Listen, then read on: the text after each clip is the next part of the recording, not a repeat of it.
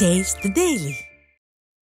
மன்றத்தில் முதலமைச்சர் அறிவித்த திட்டங்களை செயல்படுத்த வேண்டுமென அதிமுக மாநில செயலாளர் அன்பழகன் வலியுறுத்தியுள்ளார்.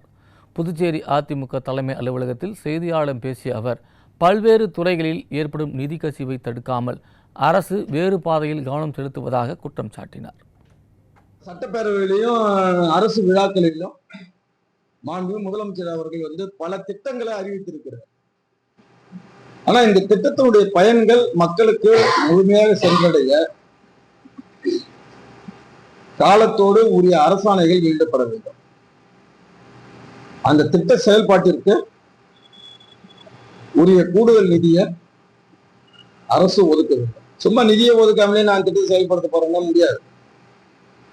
இப்ப 400 கோடி ரூபாய் இந்த சமூக நலத்துறை மட்டுமே வருது. சமூக நலத்துறை, குழந்தைகள் மற்றும் பெண்கள் நலத்துறைக்கு மட்டுமே இவர் பட்ஜெட்ல அறிவிச்சது இவர் செயல்படுத்தணும்னா இருக்குது. பட்ஜெட்ல அவருக்கு ஒரு சிங்கிள் நய பைசா கூட ஒதுக்க